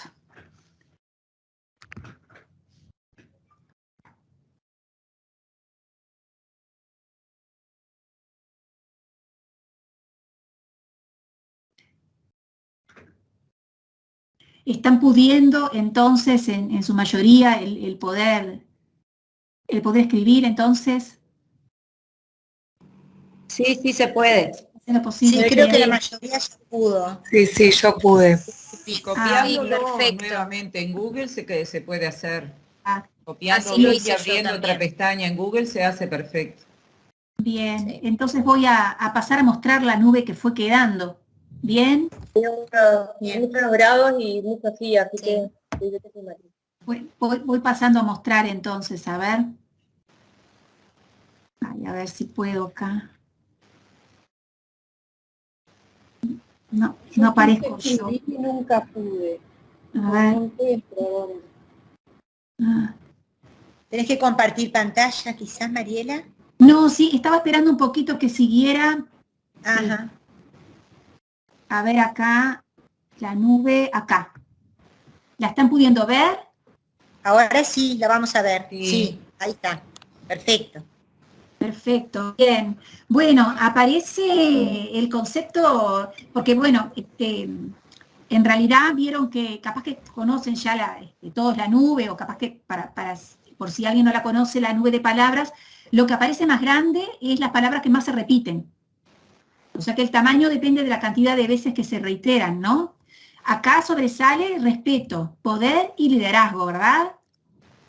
Respeto, poder, liderazgo. Aparece también, más chico, reconocimiento, empatía, más o menos en el mismo tamaño, ¿no? Como dimensión, mandar, asimetría, valores, empatía, confianza, legitimidad, facultad. Y más pequeños aparecen guía, equilibrio, carisma, educador, regulación, fuerza, compañerismo, inherente a la función, decidir, respeto mutuo, personalidad, subordinación, comunicación, poder de mando, dominio, escucha, cuidado, rol. Rol aparece bastante grande también, como asimetría, valores, legitimidad, facultad, orden, empatía. Bien. Bueno. Son unos cuantos conceptos los que traen, ¿verdad? y cómo se destacan lo que es esto del poder, el respeto y el liderazgo, como conceptos comunes.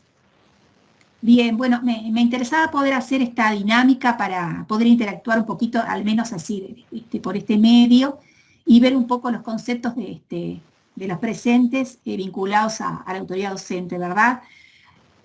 Ahora con esto pasaría a hablar de la investigación que les decía, para lo cual voy a volver a la pantalla, a la otra pantalla. A ver. Acá. Bien.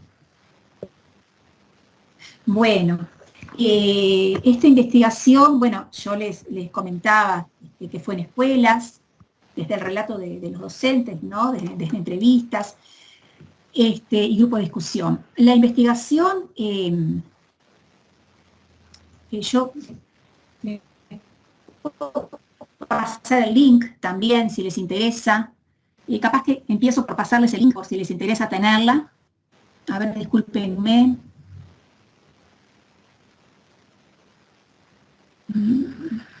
Bueno. También va a quedar grabado, Mariela, y también pueden acceder a través de la grabación.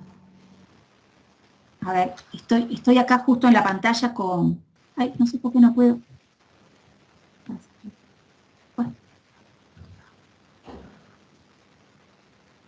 Ahí. Copiar. Bueno. Chat.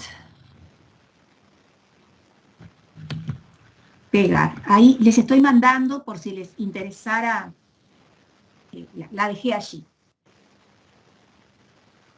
Ahora vuelvo a la pantalla. No, esta no es. Acá. Acá. Bueno. Les decía que, bueno, las transformaciones se fundamenta en el hecho de que, bueno, las transformaciones que tienen lugar en el actual contexto sociohistórico de la posmodernidad, de cambios sociales, tecnológicos, comunicacionales y culturales. Se me escucha bien, ¿no? Porque siento como un ruidito. ¿Se me escucha? Sí, se escucha perfecto. Sentí un ruidito de que alcanzan a todas las dimensiones del sujeto, producen nuevas subjetividades, impactan en las instituciones modernas, familia y escuela, interpelan a sus actores y sus modelos, roles y funciones, configuran cambios en los vínculos, suponen nuevos retos y fundamentan la importancia de comprender la temática porque involucra roles, funciones, modelos y vínculos. Entonces, me propongo como objetivo general investigar los conceptos, sentidos y vivencias del maestro o maestra de educación primaria con relación a la autoridad docente.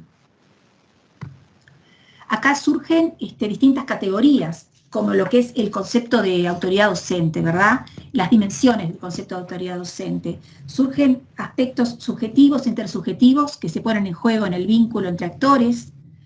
Bueno, acá aparecen, bueno, no los voy a leer, pero les dejo acá para que lean los términos que aparecen. Y aspectos que hacen a lo normativo, más a lo organizacional, a la gestión de recursos.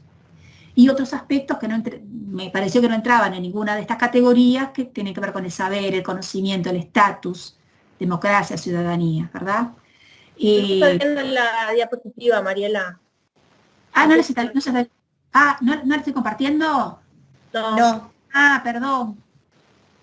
No.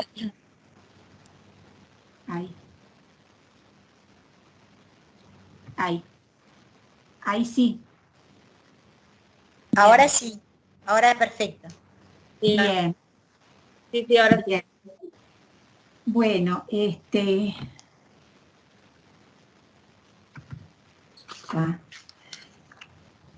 estos aspectos, bueno, y la amplia gama, digamos, de los términos que se entienden desde la multidimensionalidad de la autoridad docente, ¿verdad? Y las dimensiones estas expresadas estarían presentes por lo que se trae en el quehacer del docente y hacen a la posibilidad del ejercicio del rol.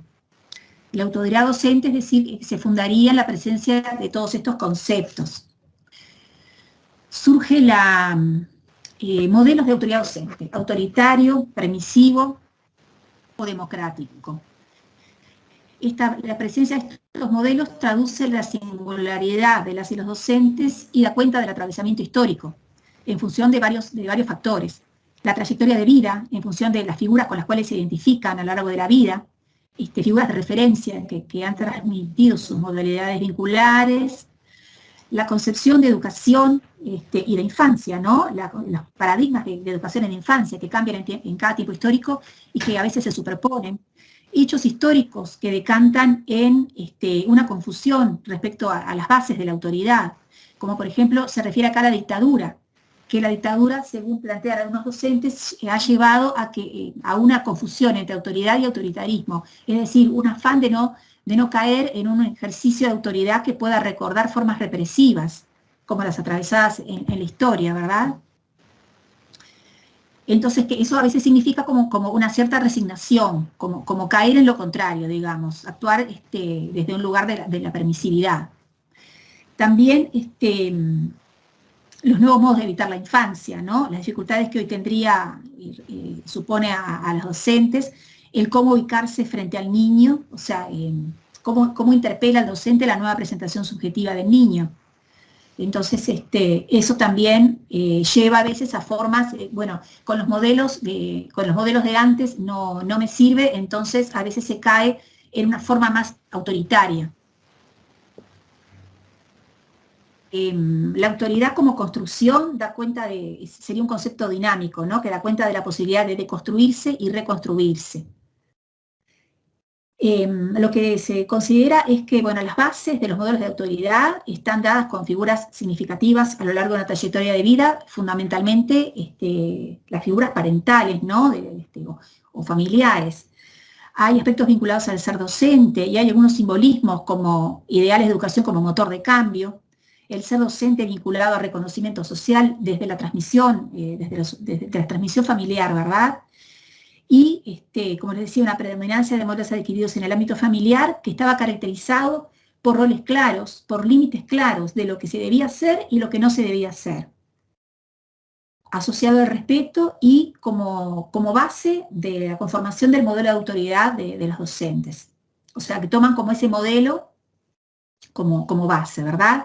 Surge también la demanda de que las docentes y los docentes puedan ser preparados en su formación docente para poder empoderarse frente a lo inédito, frente a las nuevas realidades que entienden que hoy viven.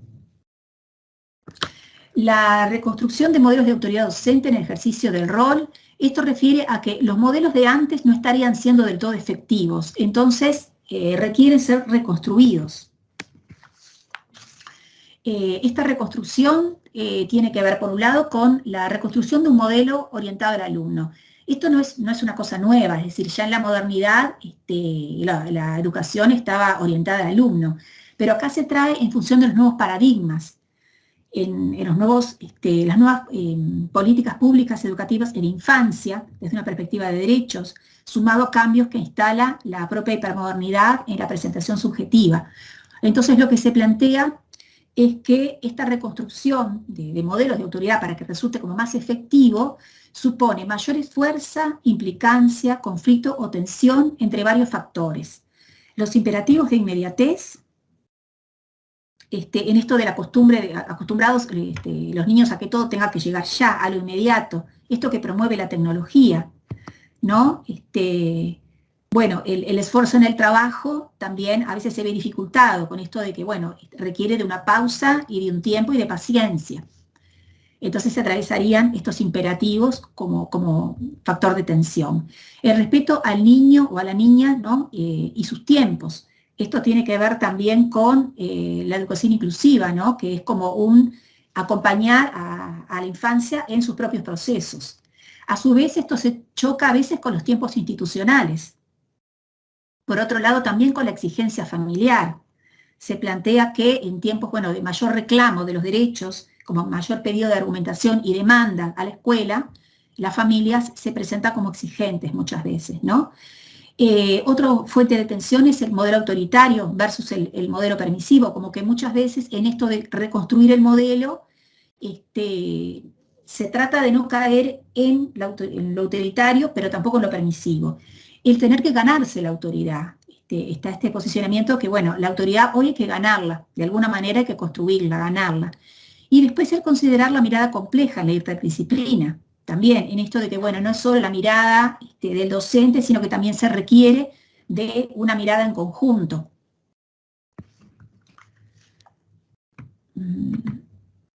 Otro aspecto también que tiene que ver con la reconstrucción es la autoridad docente como construcción colectiva. Es decir, habría como una mayor tendencia a tomar decisiones en forma colectiva frente a las situaciones que se presentan, en un trabajo conjunto, en una mayor horizontalidad. Si bien se trata de un sistema jerárquico, habría como una mayor tendencia a esto, a la construcción de autoridad, así como en colectivo.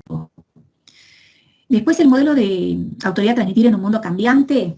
Esto refiere a la responsabilidad que le compete, esto surge como la responsabilidad que le compete hoy a los docentes, a ayudar a discernir y criticar a los alumnos frente a nuevos cambios, como por ejemplo frente a nuevos líderes que de alguna manera, como son seguidos por los jóvenes, de alguna manera son como figuras de autoridad, estos líderes que salen de internet, ¿verdad?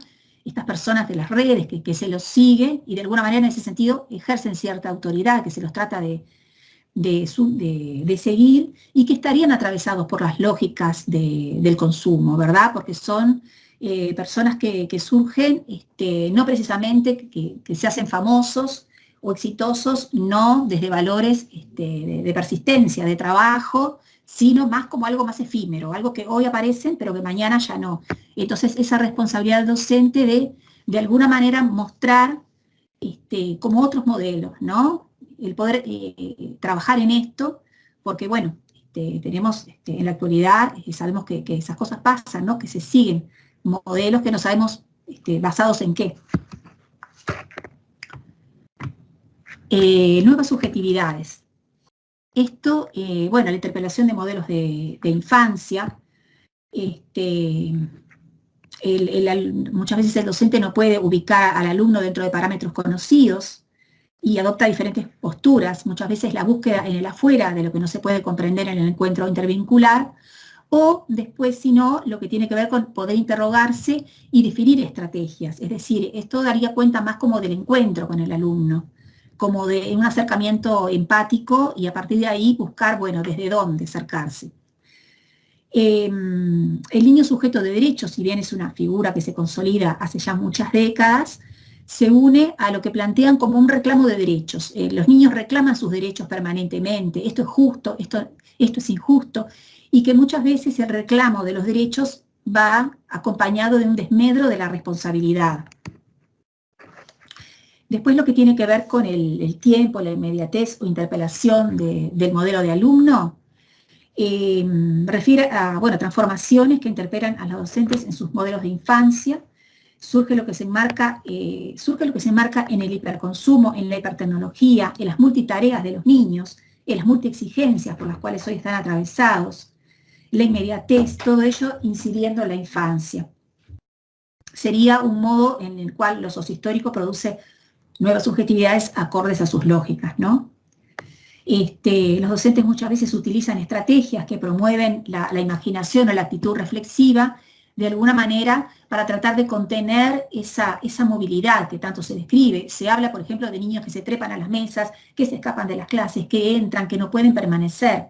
Entonces, los docentes buscan estas estrategias, promoviendo, de alguna manera, como ayuda a simbolizar y contrarrestar estas actitudes desde un pienso reflexivo, desde algo que de alguna manera dé lugar a crear un clima en el que el educar sea posible. Bueno, acá en la interpelación de modelos de familia tiene que ver con que muchas veces no se les reconoce a las familias, ¿no? Resultan a veces como extrañas las familias ajenas en su modo de presentación, en su modo de comportarse con relación a lo escolar. Había una relación entre autoridad docente y modelos de autoridad que ofrecen las familias, en el entendido de que, justamente como decíamos antes, para las docentes y los docentes, la base de la autoridad es los modelos adquiridos en la familia. Habría todavía una persistencia del modelo hegemónico familiar como parámetro de normalidad y bienestar de los niños. Estaría la vivencia de un debilitamiento familiar en el rol de socialización y en la transmisión de aquellos hábitos que serían las bases sobre las cuales se sustenta la posibilidad de adherir a la autoridad docente. Habría un desdibujamiento en la definición de roles familiares y docentes, y entonces esto daría lugar a responsabilidades mutuamente atribuidas. Hay un sistema de crianza familiar sobre la base de premios y castigos en función de lo material. El doy y quito artículos de consumo, ¿no?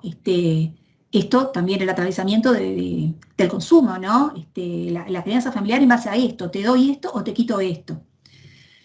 La dificultad familiar para que la palabra resulte en autoridad, traen los docentes, y demandas, pedidos explícitos sobre cómo orientar a sus hijos, de orientación en crianza, digamos, y de orientación en cuanto a, bueno, no me hace caso, no me responde, ¿qué puedo hacer? O intervención también en situaciones cotidianas de los alumnos.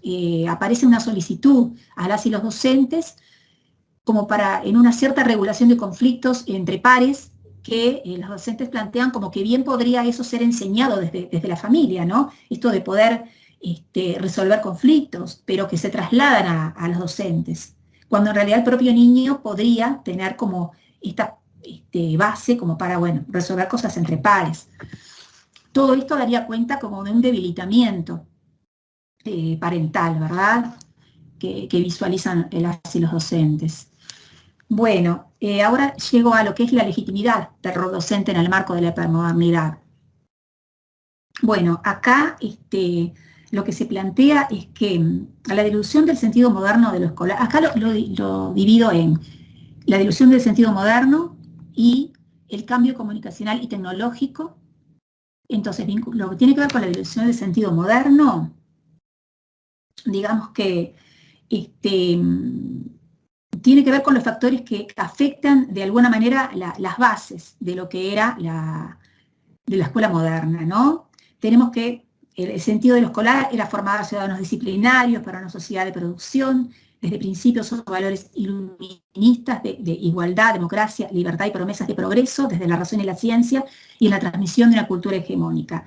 Bueno, justamente esto refiere a que los sentidos fundacionales de la escuela estaban asociados a igualdad, a promesa de progreso, a transmisión de cultura y valores hegemónicos, a prestigio docente en el imaginario social moderno, al sentido de pertenencia institucional, al valor de lo educativo, a la clara delimitación de roles, a la regulación de conflictos dentro de la privacidad de los propios muros, como una especie de santuario sagrado que representaba la escuela en la modernidad, la imposición de sus propias normas a sus actores, desde la moral del deber ser, y el valor de la pertenencia a una institución. De los relatos surge cómo las transformaciones hipermodernas afectan todas estas dimensiones. Todas estas dimensiones aparecen en los relatos y aparecen como interpelados, como cambiados. Desde el atravesamiento justamente de estas nuevas lógicas. Por ejemplo, vivencia de pérdida del prestigio, ¿no? Hay una vivencia de que el docente ya no tiene el prestigio del cual gozaba. La valoración desde parámetros económicos. Se refiere acá al... Discúlpenme que poner acá para ver, porque... Ahí.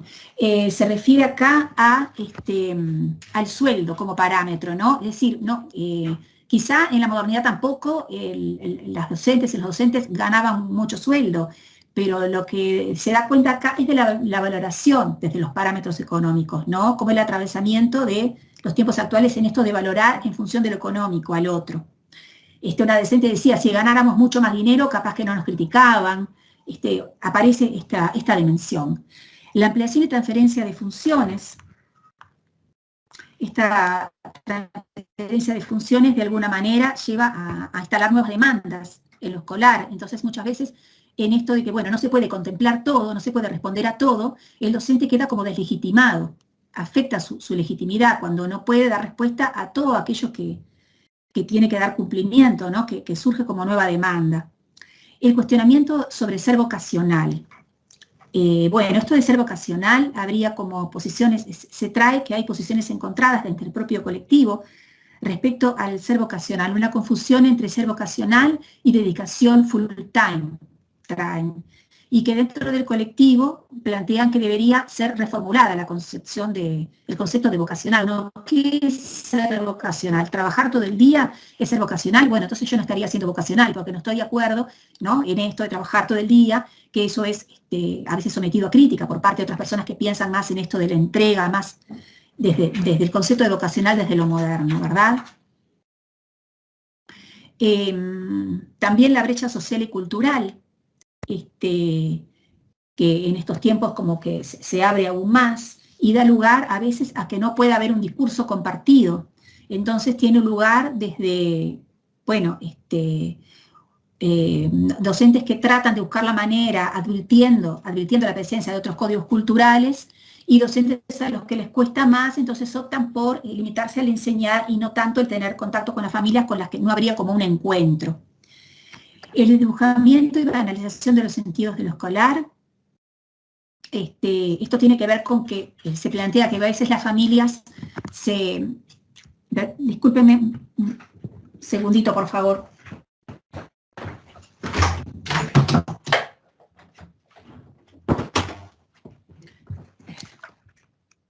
Discúlpenme la interrupción.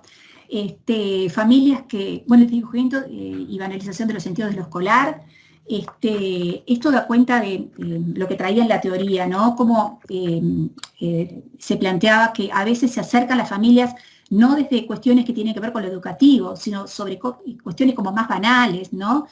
Surge también esto de que, bueno, hay veces que me pregunto, me parece como que la escuela es como un cierto depósito, a veces parece que dejan a los niños porque tienen que ir a trabajar, como una pérdida de ese sentido, ¿no?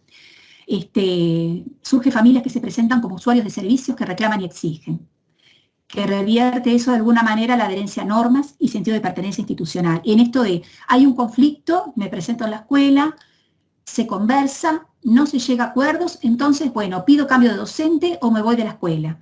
¿Cómo se revierte este sentido de la pertenencia? Antes las personas empezaban a una escuela y salvo alguna mudanza o alguna situación circunstancial, permanecían en la misma. Ahora es ese atravesamiento de las lógicas del mercado, de que, bueno, no me sirve, entonces pido cambio, me voy para otro lado, ¿no? Lo viven como desde ese lugar. Bien. Bueno, lo que tiene que ver con el cambio comunicacional y tecnológico, habría un cuestionamiento también en los modos de transmisión por el hecho de que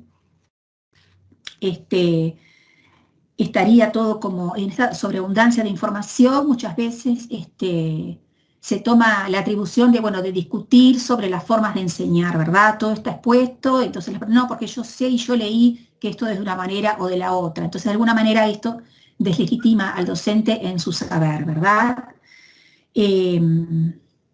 Hay una persistencia de la valoración del modelo memorístico, de saber de contenidos, en eso de, pero ¿cómo? ¿Tú sos docente y no conoces eso? ¿No sabes eso? ¿Cómo puede ser? Surge eso también. La permanencia de resistencia en el uso de las tecnologías como algo que deslegitima al docente. Acá es importante tener en cuenta que la investigación es previa a la pandemia. Entonces, evidentemente, bueno, esta situación que se vivió llevó a que necesariamente hubiesen que adoptarse nuevos modos de enseñar a través de la tecnología. Pero bueno, esto lo recojo yo antes, ¿no? En el 2018 se habla de que la ceibalita, por ejemplo, a veces no se utilizaba, entonces que el sentido que le daban es que quizá fue visto como una imposición a los modos de transmisión, y que muchas veces desde las familias esto estaba sometido a una crítica por el hecho de, bueno, se le preguntaba al niño, bueno, ¿usaste la computadora? No. Entonces como que esto de alguna manera dio lugar a un cierto descrédito también. Después el desdibujamiento de límites entre adentro y afuera, lo público y lo privado. esto tiene que ver con el uso de la tecnología, sea de los WhatsApp, los WhatsApp, ¿no? Como los docentes están como en el foco de la crítica muchas veces en esto de, se habla de ellos por detrás, digamos, ¿no? Pero también se traía lo que es Gurí, que también las y los docentes tienen información desde Gurí de lo que tiene que ver con situaciones más privadas, ¿no?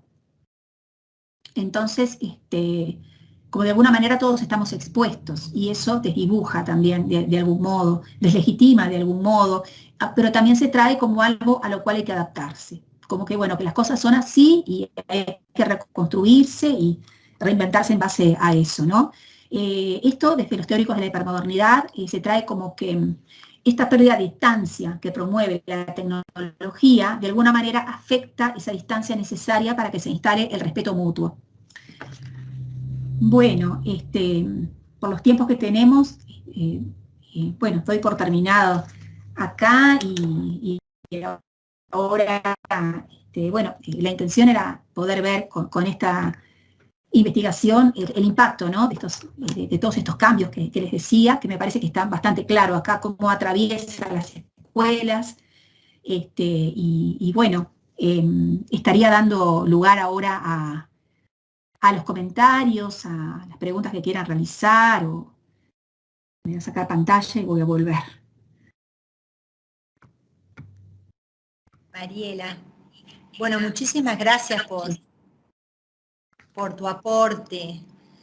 Quería destacar la conceptualización tan rica que planteaste y los aportes concretos de la investigación.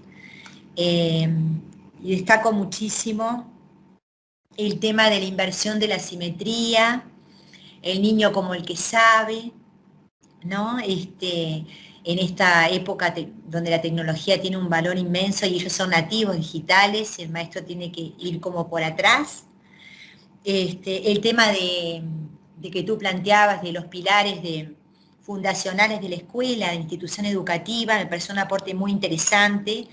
Esta incertidumbre de hacia dónde va la escuela hoy, el tema también del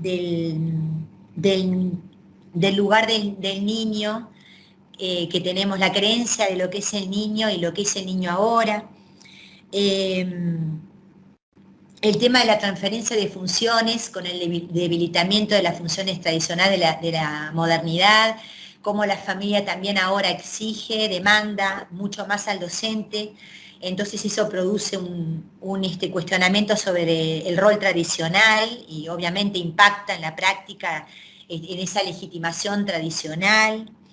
El estatus social, que ahora me cuestiona también en esta época de pandemia si no hubo un cambio para mejor, porque quedó visible, ¿no?, lo que es el valor de la institución educativa y del docente como actor clave en la salud, en el sentido integral, en la salud socioemocional, en el desarrollo psicoafectivo y bueno, habría como para abrir todo un tema de debate sobre si no hay ahora una legitimidad mayor, ¿no?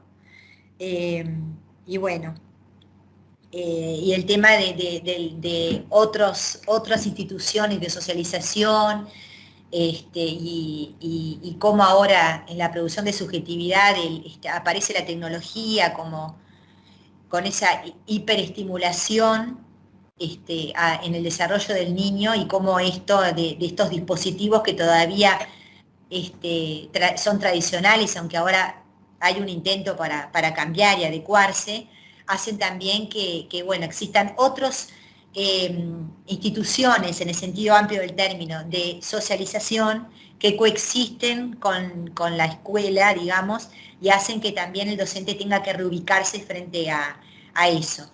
Lejos está el tener que competir con ellos, sino usarlo como aliado.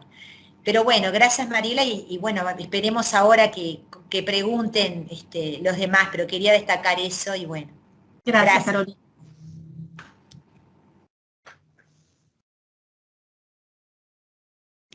Bueno, Mariela, muchas felicitaciones por la exposición.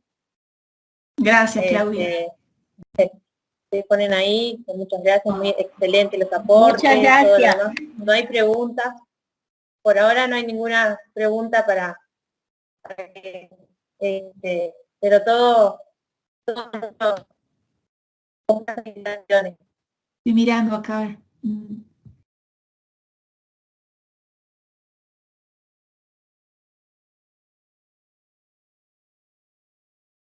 Bueno, yo más bien quiero agradecer por los aportes y por toda la información que, que hoy nos llegó. Bueno, ahora hay que procesarla, pero nada, quería agradecerles el poder estar acá presente hoy. Muchas gracias, Tania.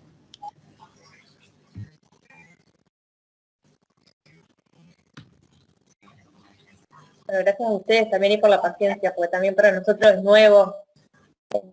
Así que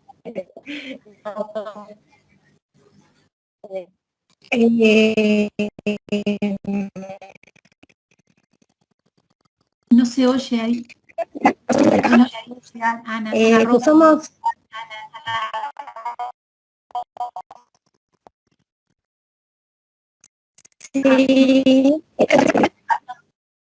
No se oye nada. la conectividad. Gracias. Bueno, gracias. Muchas gracias por los aportes brindados. Muy bueno todo el desarrollo de la actividad. Ahora a procesar y a rever nuestras prácticas. Gracias. Bueno, gracias a ustedes.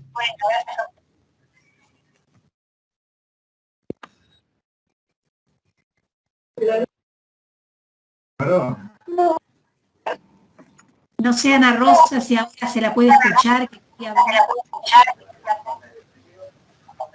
Perdón.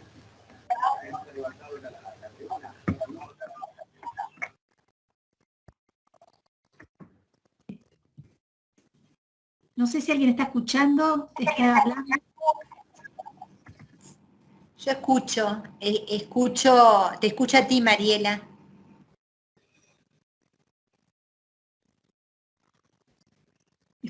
A ver si alguien más quiere hacer algún comentario.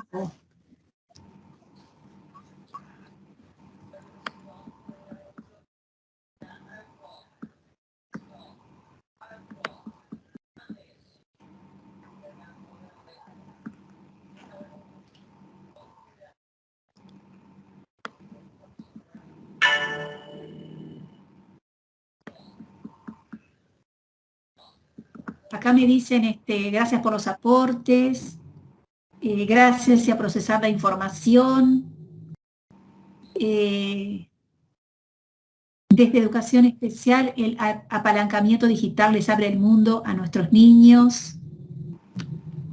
Felicitaciones por la investigación. Buenas noches y agradecer, como dijo la compañera, será momento de procesar la información y reflexionar sobre la información compartida, muy interesante investigación.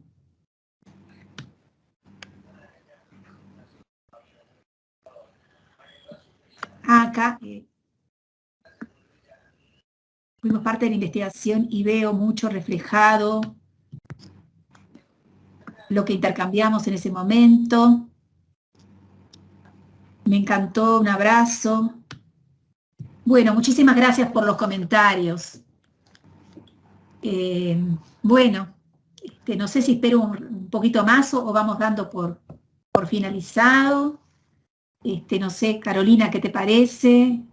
Si esperamos un poquito. A ver, acá gracias, espero disfrutar. Se destaca mucho, Mariela, por lo que estuve escuchando, la reflexión que provocó la ponencia, ¿no? Y la necesidad de procesar también la información desde un lugar reflexivo. Casi todos estuve leyendo los chats y comentaban eso, ¿no?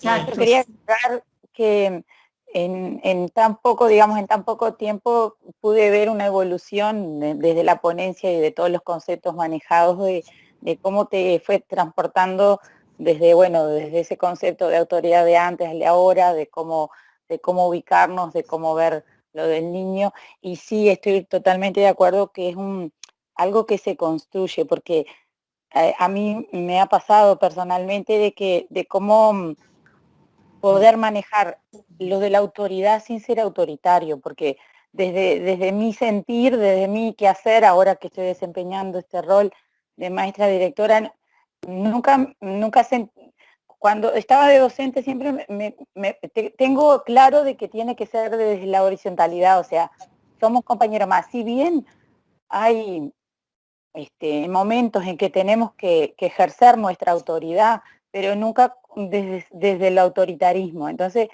claro que siempre lo tenemos que estar reflexionando, y también en el niño. Y eso de que dijimos de que la autoridad se gana, está muy bueno, y realmente es así, porque no tenemos que ser autoritarios ni aplicar la autoridad, digamos así, como un poder, sino que seamos, tenemos que llegar a ser el verdadero líder, el que a través de un respeto mutuo y algo que se construye, llegar a poder ejercer esa autoridad de la forma que corresponde, ¿no? Y me pareció muy interesante, y obviamente un montón de expresiones y de conceptos que no los tenía tan claro y que los voy a volver a leer, y qué bueno que esto queda grabado, porque así lo puedo escuchar de nuevo. Gracias, muy buenos los aportes. Bueno, gracias a ti, muchas gracias a todos ustedes por las devoluciones. María Núñez te dice que queda la gran interrogante, ¿hacia qué escuela vamos?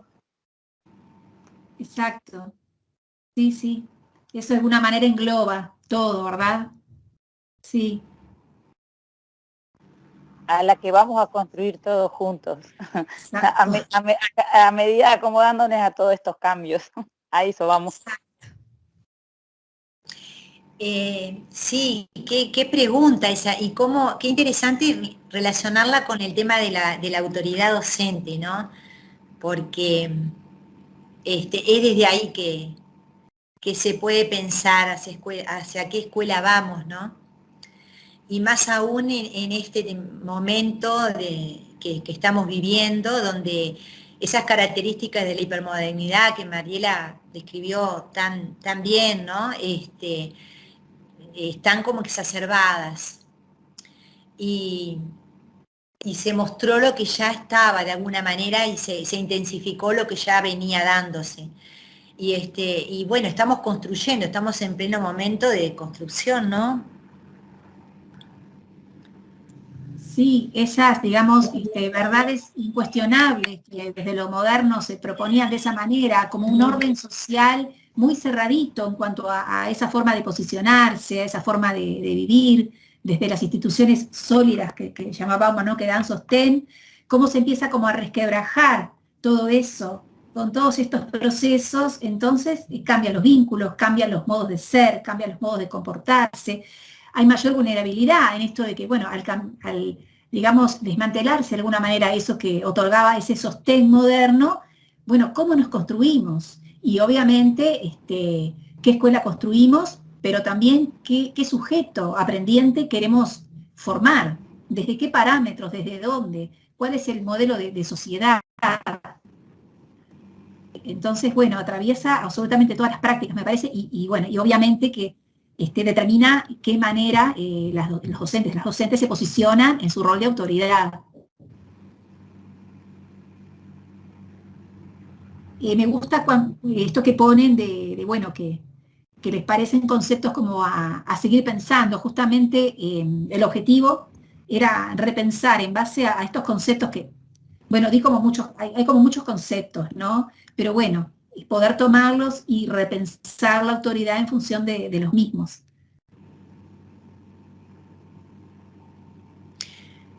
Que me parece esto que vos respondiste recién, que tiene que ver con qué escuela queremos formar, reenviarlo a qué sujeto queremos ayudar sí, a formar, digamos, o a construir, ¿no? Más que formar. Co-construimos sí, un sujeto, un ciudadano, ¿no? Una persona. Creo que ahí está la clave. ¿Qué queremos? Sí. ¿Qué lugar tenemos en la sociedad como actores educativos, ¿no? Creo que por ahí pasa, ¿no, Mariela? Exacto. ¿Viste? Sí. Sí, esa pregunta surge también como una pregunta a todos, ¿no? ¿Qué niños queremos formar? Justamente. ¿Desde dónde nos paramos? El modelo que se ofrece al otro, también desde la ética, ¿no? El modelo ético que se ofrece al otro en esto, y también esta superposición de paradigmas, en esto que planteaba también de que, bueno, hay paradigmas que a su vez a veces actuamos en función de otros paradigmas, porque estamos atravesados, tenemos una historia que, bueno, nos formamos de una manera y hay que reconstruirse y, mejor dicho, deconstruirse y reconstruirse. Entonces eso no es algo de un momento para el otro. Entonces se cae fácilmente en la contradicción de los discursos, lo que se dice, pero por otro lado lo que se hace. Porque, bueno, estamos en ese tránsito, ¿no? En esta reconstrucción. ¿Y cuánto hay de la formación docente que sea?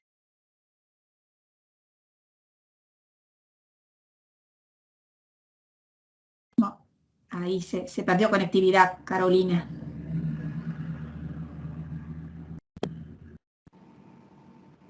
Carolina, no, por un ratito no te escuché. No, claro, que cuánto hay en la formación tradicional que ahora hay que repensar, ¿no? Que mucho se va construyendo en la misma práctica. Por eso la importancia de que los docentes construyan su autoridad desde la profesionalidad, ¿no? Y conociendo el valor que tiene su profesión en la sociedad. Tienen a la persona en construcción en sus manos, ¿no? Es tan valioso, tan valioso. La función que tienen es tan valiosa que parte de ahí todo el tema de la autoridad, cómo uno se posiciona frente a la práctica, sabiendo que cada acción, cada acto, deja huellas imborrables. Exacto. En el otro. Sí, y también en esto de que, bueno, el poder construir en forma colectiva, que sabemos que son pocos los espacios instituidos, los espacios formales de encuentro entre los docentes son pocos. Resulta, en las escuelas permanentemente se plantea esto, y lo importante que es el encuentro para repensar. Porque, por ejemplo, a mí me sucedió en la investigación, que me pareció algo muy rico y que me dio satisfacción, el ver que a medida que se da un espacio de encuentro, un espacio donde desde un modelo clínico, porque bueno, me baso en la sociología clínica, ¿no? En un modelo clínico de escucha, ¿no? De valoración del saber al otro, frente a algunas cosas que se planteaban, yo hacía como la devolución en espejo, o preguntaba, bueno, ¿y eso qué te hace pensar eso que estás planteando? Entonces se iba construyendo un nuevo relato, digo yo, se iba como reconstruyendo el relato, es decir, no es lo mismo el relato previo a aquel que se fue construyendo en ese encuentro, porque estaba esto de, por ejemplo, ahora que me preguntás me doy cuenta, o ahora que estoy diciendo me doy cuenta que esto también tiene que ver con la autoridad, yo nunca antes lo había pensado. O bueno, ahora me doy cuenta que esto se relaciona con esto otro, claro. Entonces eso fue muy rico, el ver que ese encuentro ya dio lugar a que se pudieran unificar aspectos que estaban como inconexos, dando lugar a nuevos relatos, y en ese sentido se entiende que se reconstruye el relato, que ya hay una apropiación de nuevos sentidos. Eso me pareció muy interesante y que me llevó mucho a pensar también en la importancia que tiene en que los propios docentes puedan reunirse para hablar de sus propias prácticas, para construir juntos. Si no hay espacios formales, instituidos, quizás se puede empezar por eso, lo que se le llama esos intersticios, esos lugares no formales de encuentro, que pueden ser, bueno, donde sea, pero que dé lugar al encuentro. Y desde ahí construir. Quien diga que quizá esos espacios informales de encuentro puedan llegar a generar espacios formales, ¿no? Con el tiempo, en esto de que esto nos sirve. Esto que dialogamos nos lleva a construir, nos lleva a pensar juntos y sirve. Los docentes están como solas y solos en esto, ¿no? De de pensarse, y a veces es a los apurones, es, tengo una situación que plantearte, pero no tengo, bueno, entonces el poder construir, ¿no? Intersticios, lugares, porque eso potencia y da seguridad también, y reconstruye el rol.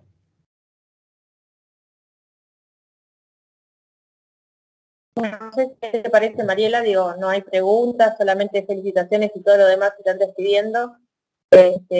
Lo terminamos por acá, como ustedes lo planteen. Bueno, yo muy agradecida a todos ustedes de estar acá, a partir de la convocatoria, haber adherido a la propuesta. Así que agradecerles mucho su participación, todos los aportes, también está la devolución que estoy leyendo acá y otras que me han planteado. Me parece que, bueno, se trata de eso, de repensar. Entonces, yo por mi parte muy agradecida.